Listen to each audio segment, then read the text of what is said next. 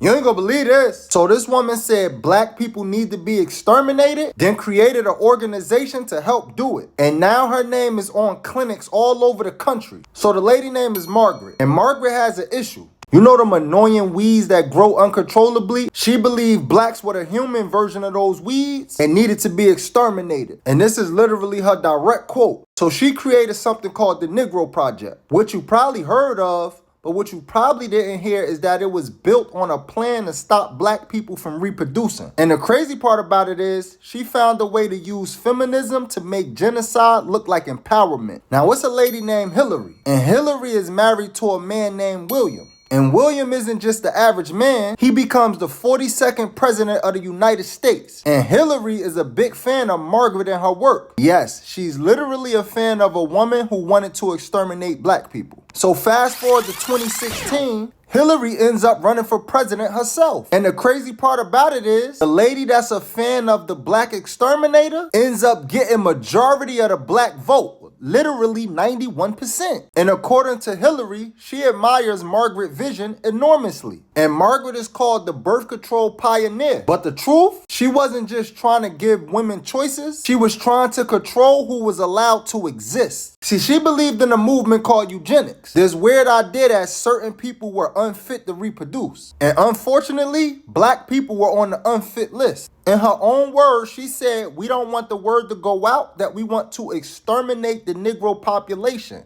And that's a letter she wrote in 1939.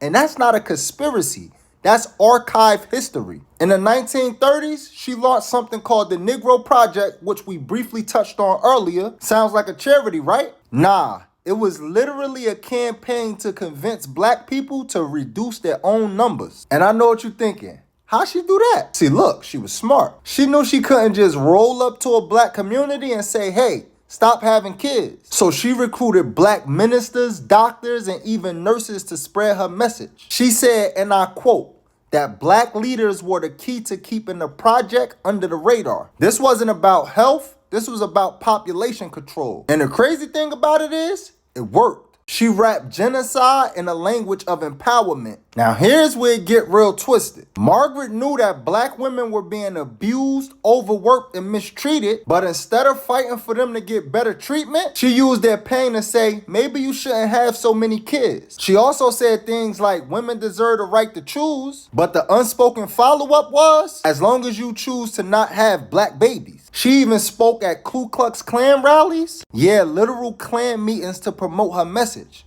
And guess what? They loved her. Why?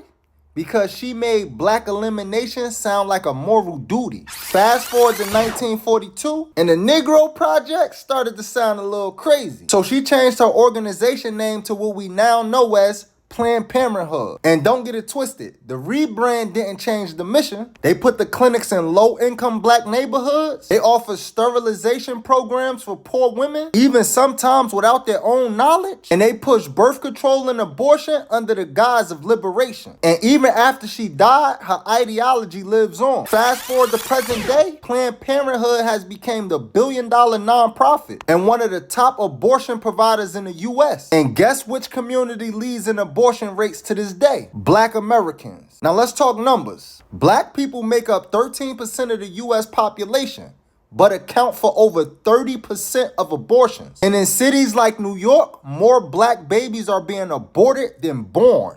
Let that sink in. This isn't just a stat. This is a system that was designed to keep black numbers down. And while folks are marching in the streets yelling Black Lives Matter, Margaret Sanger is still being honored. Planned Parenthood had her name in buildings for decades. And Hillary even says she's in awe of her. You're in awe of a woman who wanted to wipe out an entire people? Make that make sense. And here's what the media won't tell you. Black leaders called this out for years. Malcolm X warned about white liberals pushing soft genocide. Even Fannie Lou Hamer, a civil rights icon, called out the sterilization of black women in Mississippi. They called it the Mississippi appendectomy. Sterilizing black women without their consent and calling it healthcare. But when you bring this up today, you're told you're anti-woman, anti-choice, or even worse, pushing conspiracy theories. Meanwhile, the numbers keep climbing and the clinics stay full. Let's be real. Margaret isn't a hero. She wasn't trying to empower women. She was trying to eliminate the next generation of black children, and even made it sound like a good thing. And somehow, they still celebrate her. So next time you hear someone praise Planned Parenthood, ask them, do you know where it came from? Because if your liberation is built on black extinction,